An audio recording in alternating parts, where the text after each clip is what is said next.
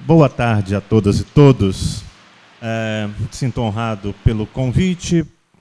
É um trabalho que nós estamos tentando desenvolver no sentido de discutir um pouco a perspectiva descolonial sob a lógica de vários temas, e que essa é a nossa primeira experiência enquanto grupo nesse sentido.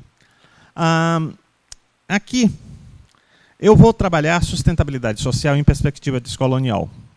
De início, vou fazer um pouco a leitura da teoria descolonial e da descolonialidade, para vocês entenderem mais o procedimento, e, a partir daí, discutir um pouco de sustentabilidade, depois sustentabilidade social e fazer as articulações. Mas, como normalmente comigo ocorre, eu muitas vezes traço um esquema, um organograma, como está aí, e a coisa pode ir ou segue por outros caminhos. Não sei se todos observaram, todas e todos observaram, a foto que há na área de trabalho deste computador que está nos servindo aqui. Por favor, Bibiano, um pouquinho.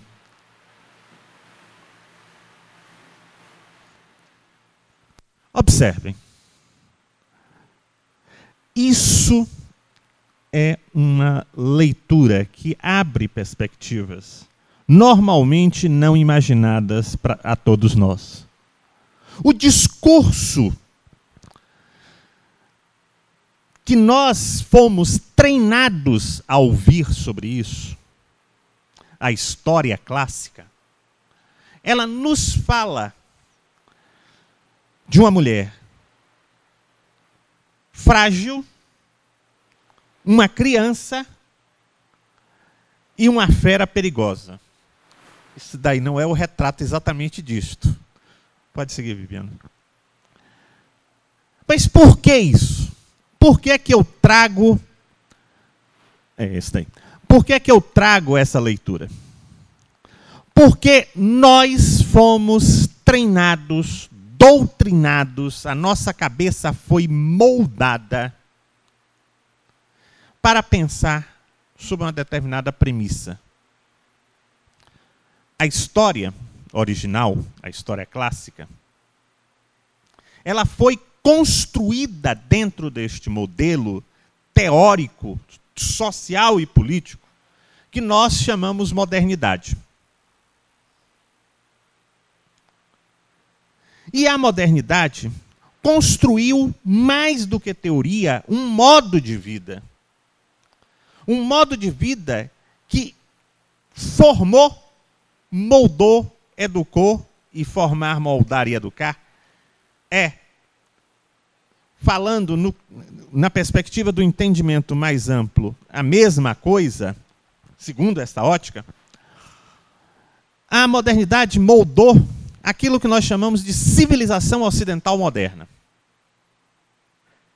É o discurso que nós consideramos como discurso hegemônico, ou seja, o discurso que impera neste mundo em que nós vivemos.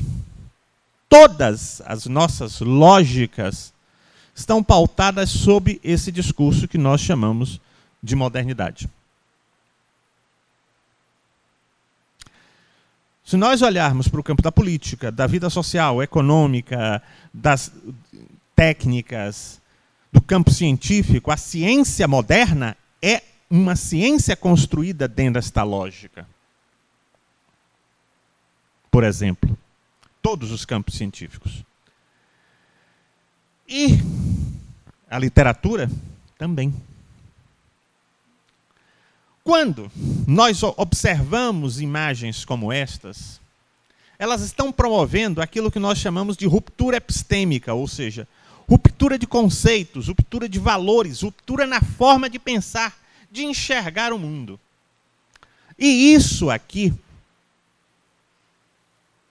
pede exatamente um conjunto de rupturas que se fazem necessárias para entender este mundo e para viver de uma forma diferenciada. Quando nós estamos falando em sustentabilidade, nós estamos falando de uma ótica, de um lugar, que ele é radicalmente diferente daquilo que a modernidade construiu nos últimos 500 anos. Nós estamos pensando diferente no sentido de acumulação, de exploração desenfreada dos recursos naturais, de usufruto destes recursos por poucos e exclusão da grande maioria do acesso a estes recursos e aos produtos deles derivados. Essa é a lógica da modernidade. Foi essa a civilização que a modernidade construiu. Uma civilização excludente. Uma civilização em que a opressão e a aniquilação do outro foi a marca central.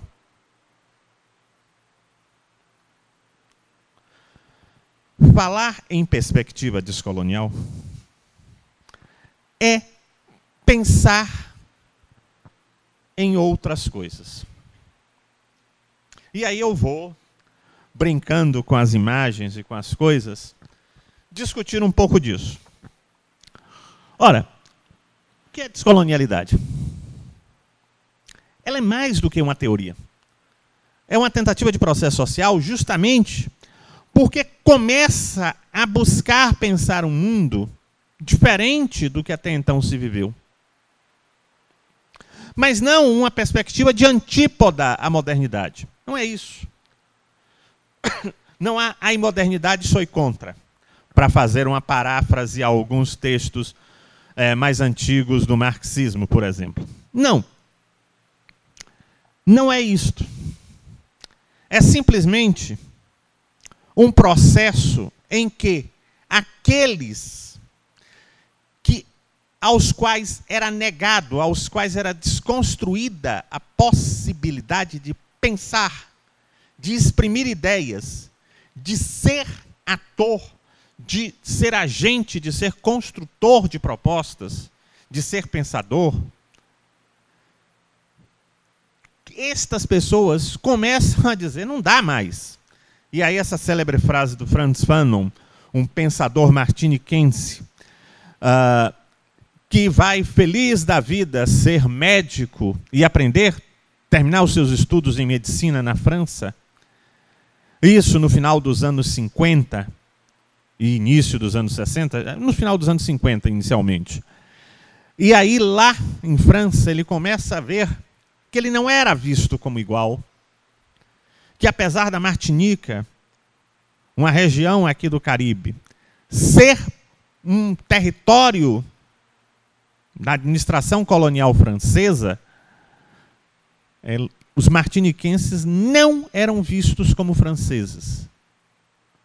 E ele não era respeitado enquanto um francês. E ele não era respeitado também por ser negro.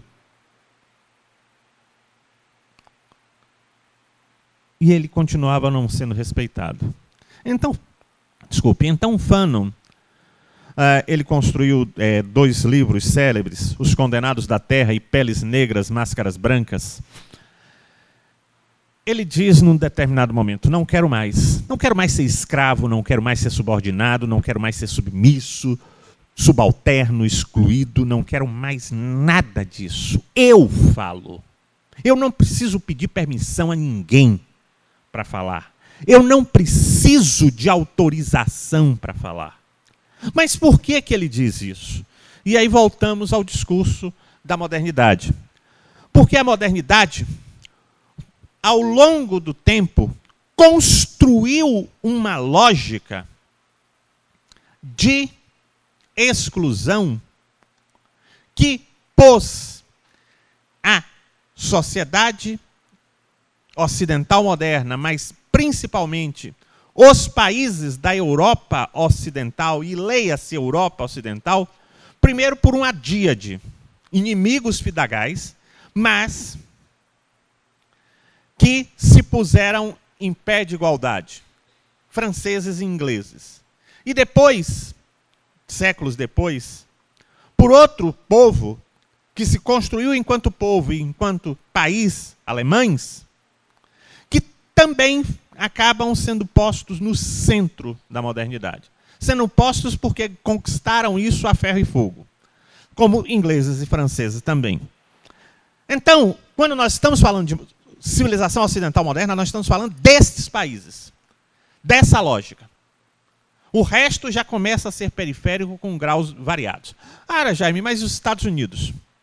Estados Unidos foi construído como civilização ocidental moderna mais recentemente, já no século XX, quando ele passa a ter poder, influência, etc, etc, etc. Como centro dessa civilização, melhor dizendo. E daí ele é remontado e reconstruído numa lógica que nós chamamos de eurocêntrica. Ideologicamente, politicamente, simbolicamente, os Estados Unidos pertencem a essa Europa ocidental. Não estou dizendo que ele saiu do continente europeu, foi transplantado, não estou dizendo isso. Estou dizendo que ele é posto e é reconhecido como no centro do mundo, e o centro do mundo está lá. O continente americano é posto na periferia. Ora, e por aí vão os outros países, Canadá, Áustria, Holanda, etc, etc, Luxemburgo, Itália. Esses países estão no segundo escalão, vamos dizer assim. São colocados e não são reconhecidos como o centro do centro, mas fazem parte, estão muito próximos deste centro. Por que é que eu estou retomando isso? Porque quando nós chegamos, quando chega a nós essa discussão, nós estamos na periferia da periferia. Nós não somos vistos como iguais. Porque essa gradação, essa escala, vai pondo uma separação, um distanciamento. E isso foi construído naquele momento central, quando a Europa começa a se tornar potência, a ganhar espaço político, porque antes ela não tinha, a partir do século XV, XVI. Os senhores do mundo antes eram outros. E se eu disser para vocês quais eram os senhores do mundo, talvez vocês tenham um chilique, ou um ataque de riso, ou um espanto gigantesco. Chineses, árabes e africanos mandavam no planeta, enquanto a Europa era a periferia, da periferia, da periferia. O grande comércio internacional fazia-se há milhares de anos entre África e China, China e África, com malaios e árabes sendo os grandes comerciantes, e africanos também. Comércio internacional. Os grandes e poderosos impérios estavam aí, nessa região. A África era uma região fortemente urbanizada. Por exemplo, ela foi destruída pelos ataques sucessivos dos europeus nos séculos seguintes e pelas guerras que ocorreram nesse longo processo. Mas por que isso? Por que essa coisa maluca, Jaime? Que diabo é isso? Que história doida é essa? Coisa muito simples. Raciocinem da seguinte maneira. Ninguém ataca galinha morta. Ninguém bate em cachorro morto, como se diz no bom e velho ditado. Por que que a África foi atacada e invadida? Porque ela tinha riquezas. Por que que o Oriente foi perseguido? riquezas, poder. A Europa, quando começa a ganhar espaço, ela vai conquistando o poder e o espaço destes. Vocês sabiam que até 1578 o Mediterrâneo era chamado de Lago Árabe? Na Batalha de Lepanto, um conjunto de tropas entre espanhóis, portugueses, genoveses, não existia Itália, genoveses, florentinos, milaneses, sicilianos, romanos, holandeses, belgas, ingleses, se uniram para derrotar a poderosa armada do Império Bizantino e conseguiram em 1578, e foi aí que o espaço do Mediterrâneo foi aberto às navegações dos navios europeus, porque até então eles só navegavam se os árabes quisessem. Isso de Gibraltar a Israel hoje, a Palestina, só se os bizantinos quisessem. Qualquer navio europeu navegava no Mediterrâneo. Ora, mas eles estavam na costa deles. E daí? Qual é o problema? Para sair do seu porto, você tinha que pedir autorização. O poderio era muito grande do Império Bizantino. Sem contar que, no outro lado, haviam poderosos enclaves coloniais árabes e africanos. A história de que o Saara é um deserto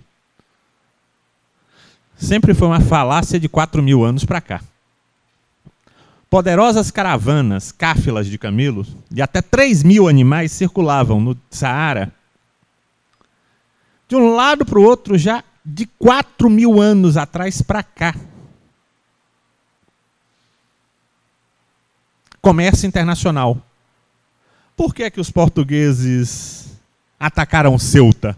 Porque era um reduto de piratas, de malfeitores que atrapalhavam o caminho do Atlântico? Oh, oh. Que engraçadinho. Era só dar a volta. Esses malfeitores eram tão poderosos que iam até o meio do Atlântico. Coisa nenhuma. Ceuta era um gigantesco entreposto comercial dessas rotas caravaneiras. Portugal estava querendo tomar o entreposto. No que tomou em 1415, os caras mudaram a rota. Ceuta morreu. Portugal teve que descer atrás das rotas caravaneiras. Essas rotas eram o quê? Eram o final de alguma das rotas da seda, dos quais só 2 chegavam à Europa. Uma chegava ao sul da Europa, outra chegava à Liga Hanseática. As outras 6 iam parar na África. Ou via o Oriente Médio, ou via o Oceano Índico, via a Península Malaia e a Índia. Chegando, por exemplo, a Madagascar. Madagascar tinha gigantescas colônias árabes, porque o comércio era muito intenso ali, para fazer os produtos chegarem para o resto da África Central e do Sul. Áreas como cidades como Tumbuktu ou Timbuktu tinham universidades bem antes da Europa. Aliás, a universidade é uma invenção árabe. Desde o século VIII. Só para brincar.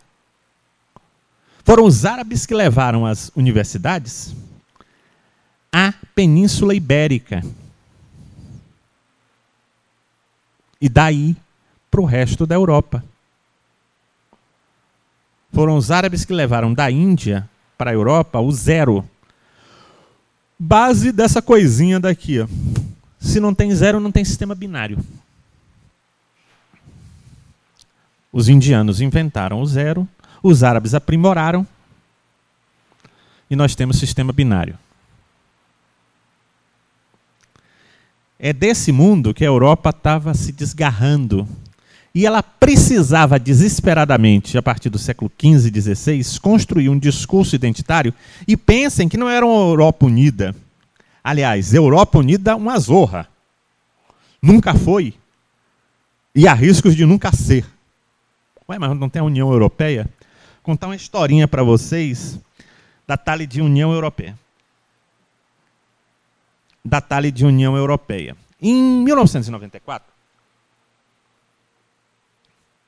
mais ou menos em julho, eu fiquei lamentando por não ter conseguido um exemplar deste livro.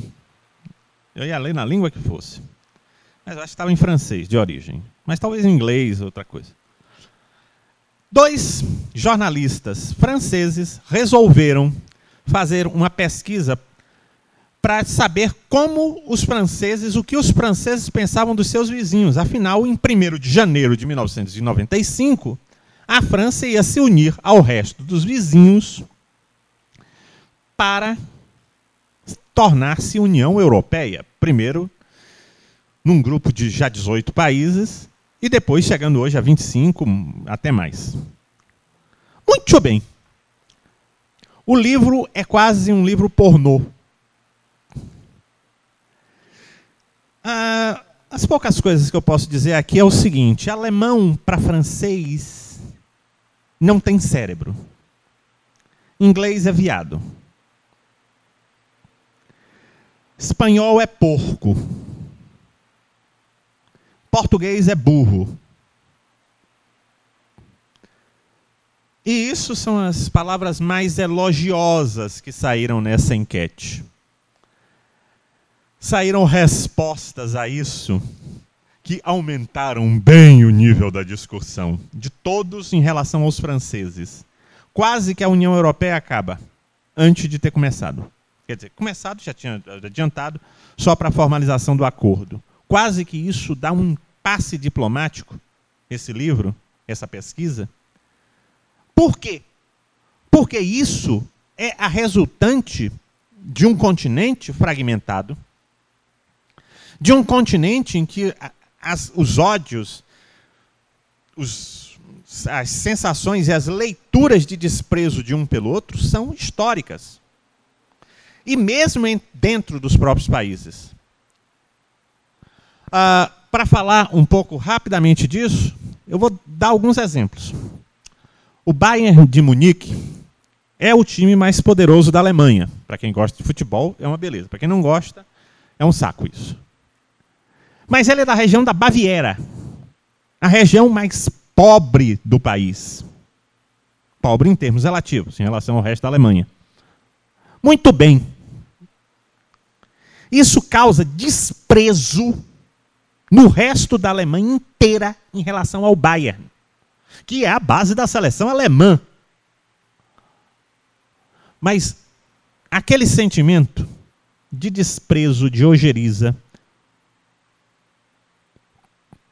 e que isso é extremamente sensível no campeonato alemão inteiro. Todos contra o Bayern. Não porque ele é o time mais poderoso, mas porque ele é de uma região que não é respeitada dentro da Alemanha. Os francos construíram Paris e eles acham que a Côte d'Azur, uma das regiões mais paparicadas do mundo, a Costa Azul da França, do Mediterrâneo, é lixo. Nice e Lyon são de vagabundos, para não dizer outras coisas. Porque França é Paris, o resto não é. Os normandos têm desejo e vontade de deixar de ser franceses. Esses ódios internos se espalham também pelos ingleses. Afinal, a Casa Real é holandesa. Sabiam disso? Não é só ler a história. A elite é normanda, portanto invasora da França. E o povão descende dos bretões.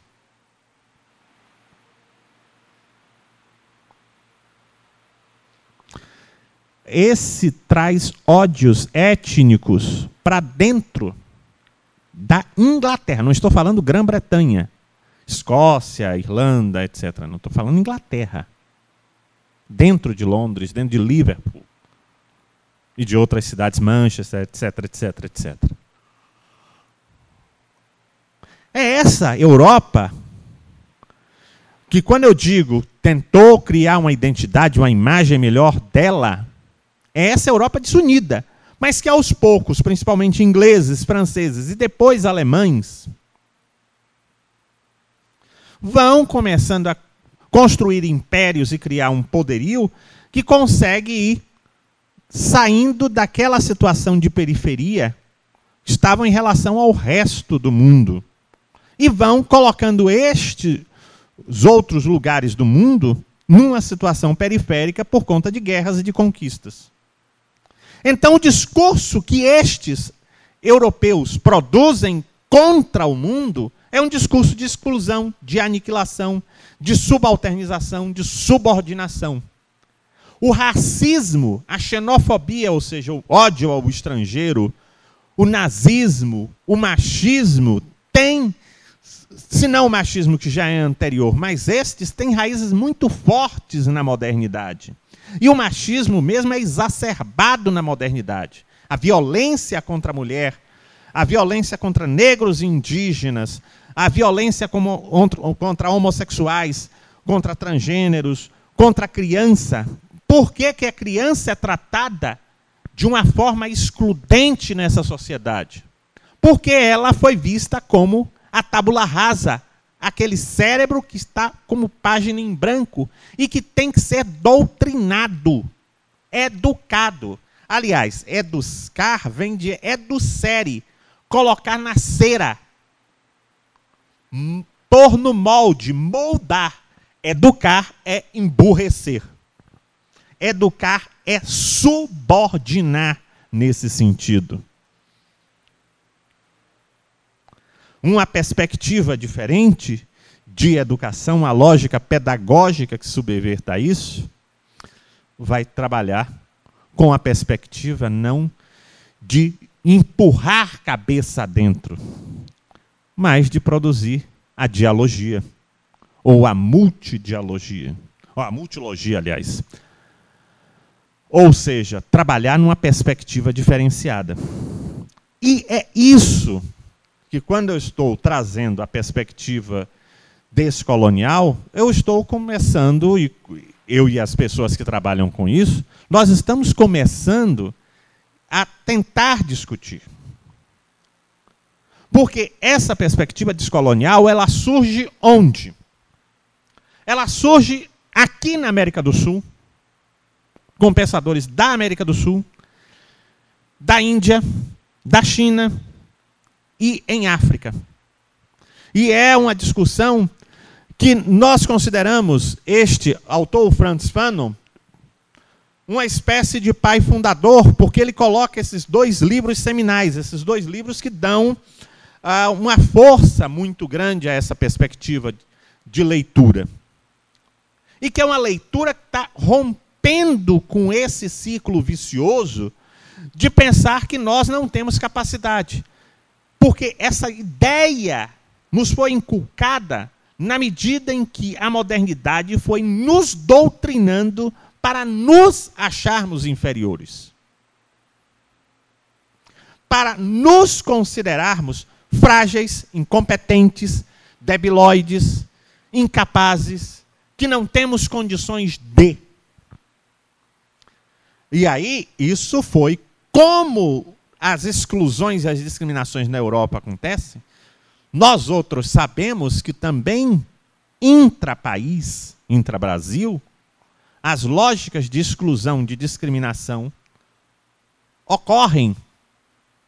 E isso dentro de cada estado da federação. E dentre as regiões também. A gente do litoral pensar que o povo do sertão é burro, por exemplo. É um discurso excludente, baseado nessa lógica de subordinação e um discurso subalternizado também. porque aprendeu a pensar-se inferior e passa a pensar alguém como inferior a você. Para tentar se construir, trazer uma certa dignidade à sua lógica. Todos nós outros fomos educados, formados, moldados, posto na cera, com essa perspectiva, com esta lógica. Em cada coisa, em cada momento de nossa vida, nós fomos treinados a pensar assim. Nós fomos treinados a ver com naturalidade certas aberrações que, se você parar para olhar e para pensar, são absurdas. Voltando à figura, o lobo representa o estranho. A menina é a norma. É a representação do ideal, da pureza, daquilo que aquela sociedade tem de melhor. A floresta em torno dela é um mundo estranho e perigoso em que ela tem que se defender. E ela tem que ir pelo caminho reto. Ela tem que ir por um caminho determinado, ela não pode buscar outras veredas. Aquele caminho está construído pelos que já sabem. Ou seja, se você se arrisca a pensar diferente, se você se arrisca a percorrer caminhos não percorridos, você está correndo perigo. Faça em ciência as teses que já foram feitas, repita as fórmulas já prontas e está tudo corretinho. Você recebe sua notinha, todo mundo te aplaude. Não se arrisque a pensar diferente. Você corre o risco de descobrir coisas perigosas. Você corre o risco de inovar aquela ciência. E você corre o risco de receber cacete, briga e porrada de todo o campo científico que se apavora com o novo. A ciência foi doutrinada para não inovar. Pela modernidade. Nós fomos treinados a não buscar a inovação. Nós fomos treinados a não trilhar novos caminhos, a não buscar outras perspectivas. A discussão sobre sustentabilidade e sustentabilidade social passa exatamente por aí. Porque é um momento de inflexão. Ou a gente muda, busca outros caminhos, ou dança, para não dizer outras coisas. É esse o processo. É esse o tom. É essa a brincadeira. Ora,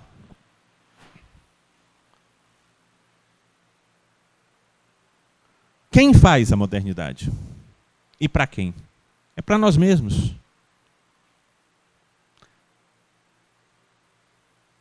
O discurso descolonial é feito por nós, diferente da modernidade.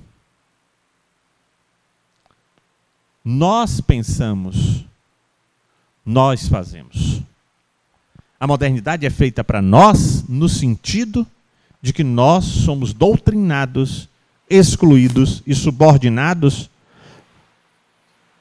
por esse discurso e nós acreditamos que somos nós que estamos produzindo isso.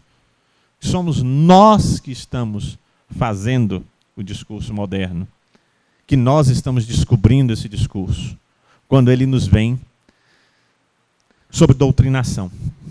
A perspectiva descolonial trabalha com o pensamento crítico, com a reflexividade, com a possibilidade de pensar sobre tudo a partir da nossa própria cabeça.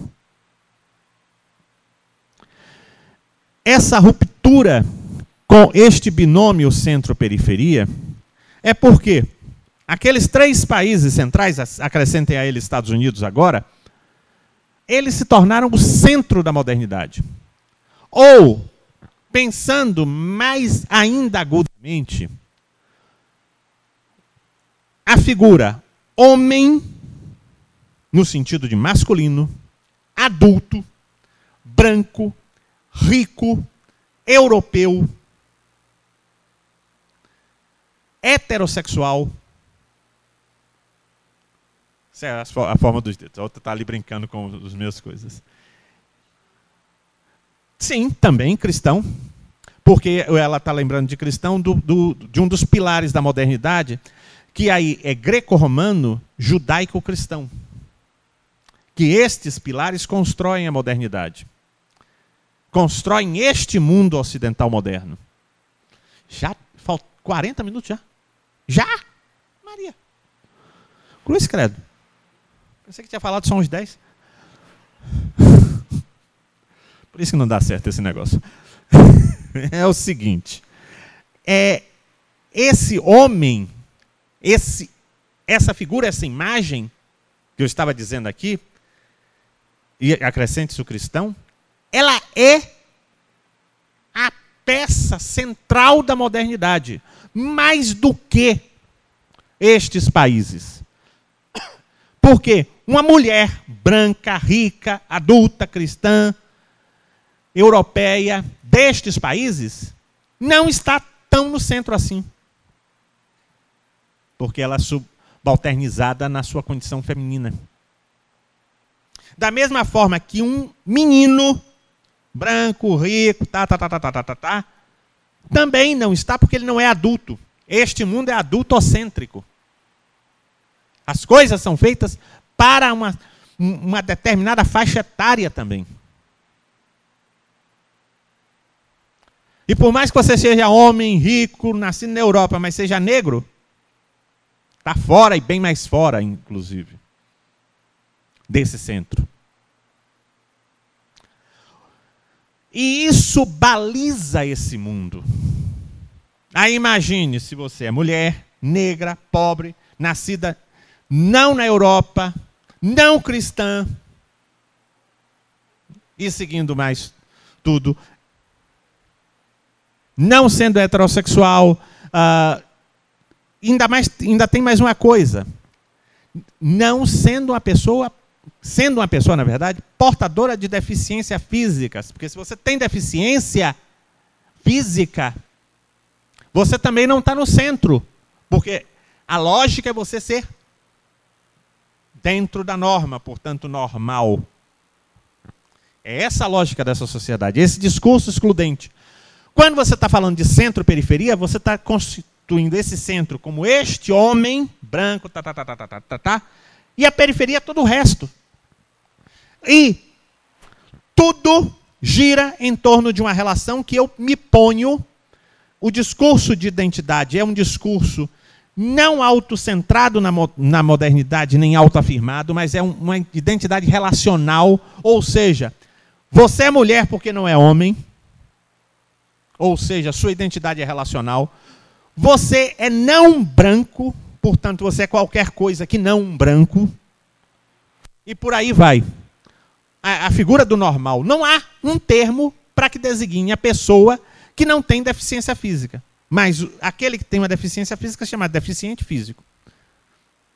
Mas nós não somos chamados de eficientes físicos, aquele que não tem. Não somos. Porque o discurso invisibiliza quem está no centro. Não se chama de homem branco ou de mulher branca. Mas os chama de homem e de mulher. Porque eles são o padrão. Mas um negro é chamado de negro. Uma negra é chamada de negra. Um indígena, etc. Não é chamado de um homem.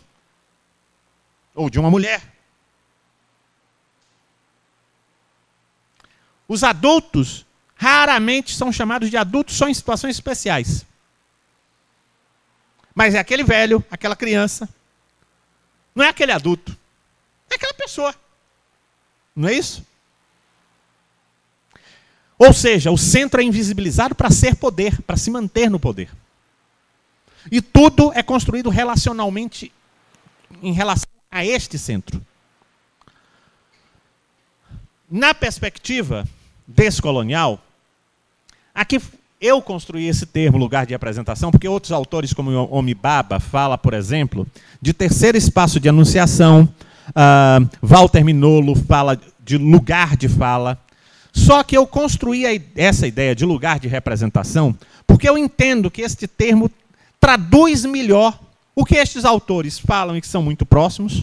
O terceiro espaço de anunciação e o lugar de fala são próximos desse lugar de representação.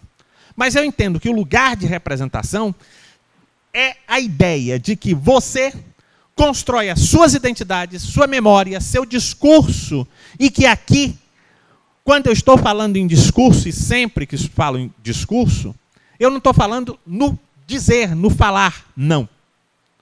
Eu estou falando na articulação entre aquilo que eu digo e aquilo que eu pratico. Ou seja, não é uma coisa desconexa da outra. Se eu digo, oh, você é uma pessoa boa, isso, aquilo, aquilo outro. Aí, a minha prática com ele é uma prática que desconstrói isso, isso não é uma articulação. A lógica de coerência é você manter a sua integridade entre o que você diz e o que você faz. A modernidade discursa de uma forma contraditória. Porque nunca está presente que vou arrebentar com o outro, que vou matar com o outro, a não ser em piscazeras. E a não ser em discursos mais radicais como fascista ou nazista, etc. Ou discurso racista, xenófobo, tal. Ou machista, ou homofóbico e outros tantos. Mas quando o discurso não é mais radical, quando o discurso é mais ou menos dentro da média, ninguém fala que eu estou te excluindo.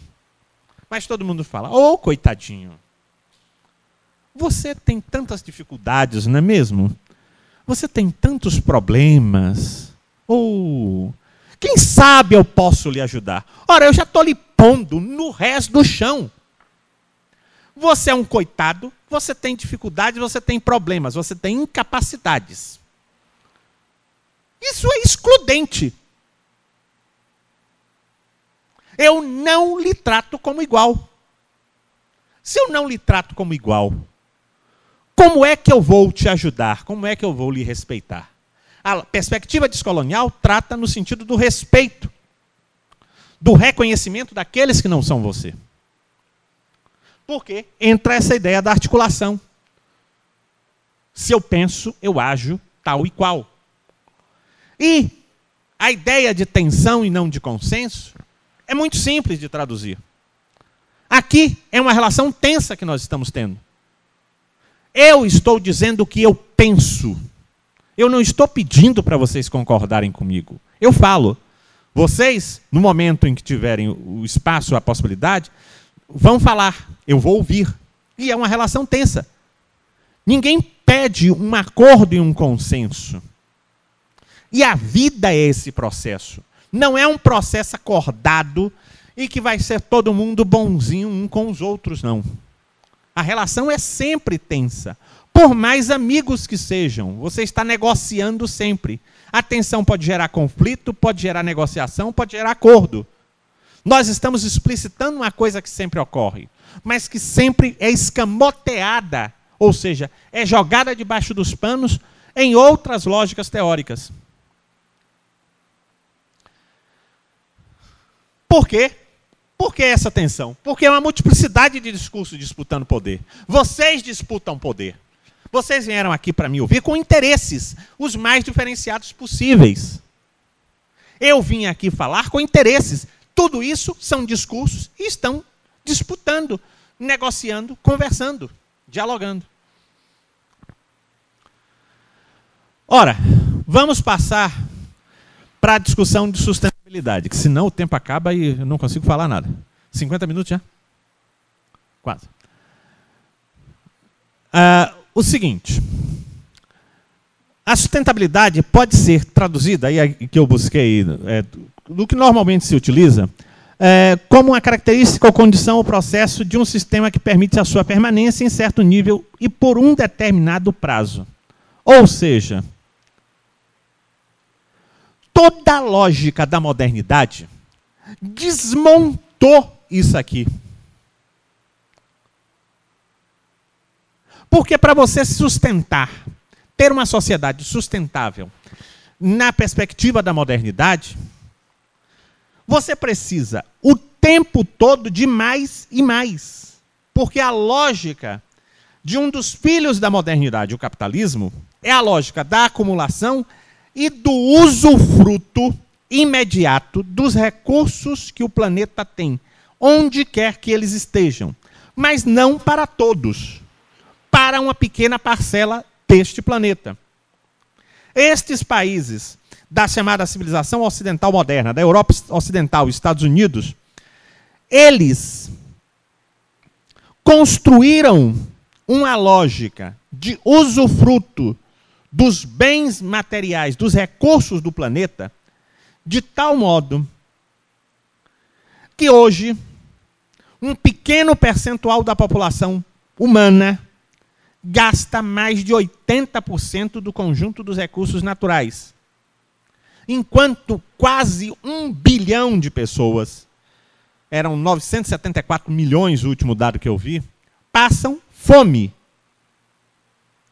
Dificilmente tem alguma coisa para comer por dia, uma vez no dia.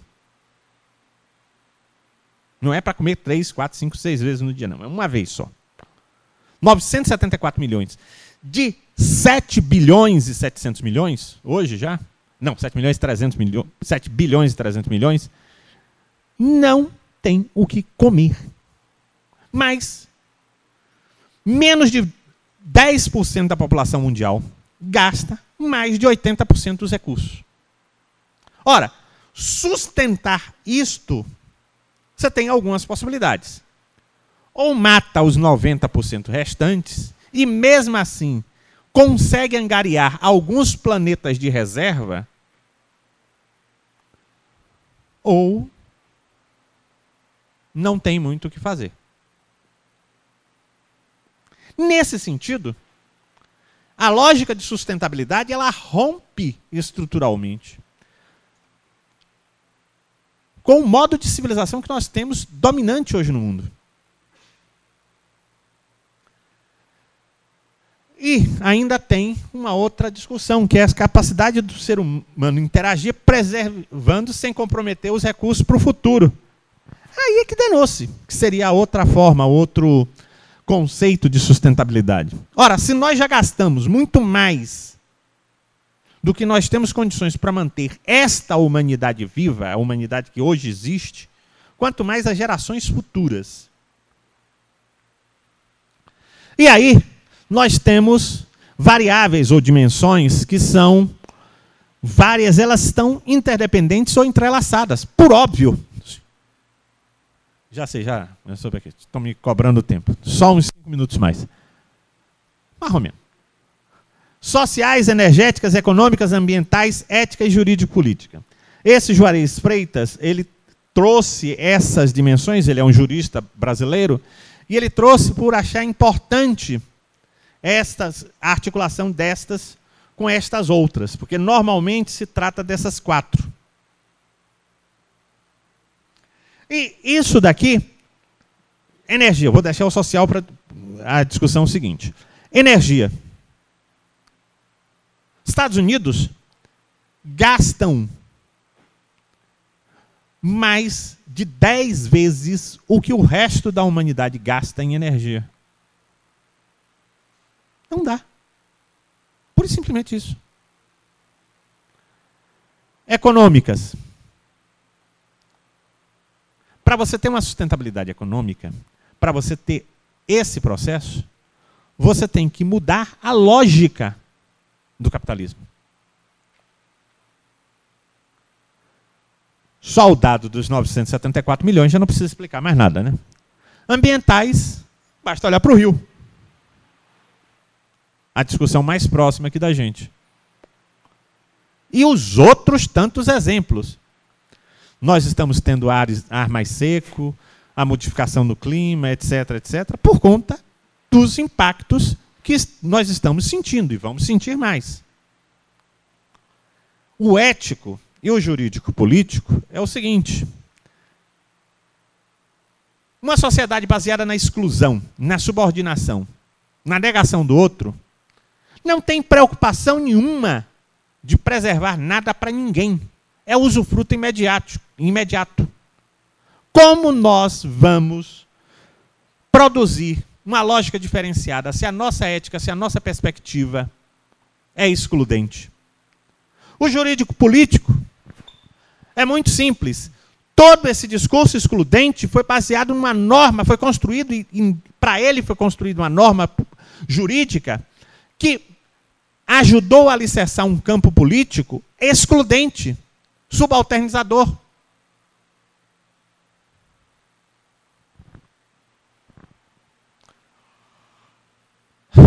Bom, respeito ao ser humano, qualidade de vida, consciência social, consciência ambiental. Para se ter isso, por óbvio, não dá para pensar mais em modernidade. Não dá para pensar mais numa ótica excludente. E aí, como o tempo já está estourado, eu vou já passar imediatamente a outra coisa. Por quê? Sustentabilidade social, com essas discussões aqui, e aí pulando para outra, eu só entendo, e aí é o meu lugar de representação, que é preciso ter uma mudança de paradigmas, uma ruptura epistêmico-social para construir esse outro mundo possível. E essa lógica que é descolonial, que eu entendo que é a possibilidade, é uma lógica em que se projete e se construa eticamente o respeito ao outro. Que isso construa um novo paradigma jurídico-político, que se tenha um trato ambiental baseado nessa perspectiva. Porque quando você passa a respeitar ao outro, você pergunta: por que é que eu vou fazer isto com o meio ambiente se isto pode prejudicar o outro? Basta pensar muito simplesmente o seguinte: por que é que eu vou fumar aqui se tem não fumantes que vão ser prejudicados? Se você começa a pensar desse jeito, você vai agir ambientalmente em todas as coisas com uma postura ética. Como é que eu vou comer 10 pratos de comida ou vou jogar fora metade se tem gente passando fome? A construção ético-política e econômica. E aí você começa a construir uma nova perspectiva social, uma nova perspectiva de uma outra lógica social e permite um outro mundo possível. Eu vou ficar por aqui e abrir para as discussões, porque o tempo já estourou há muito tempo. Obrigado.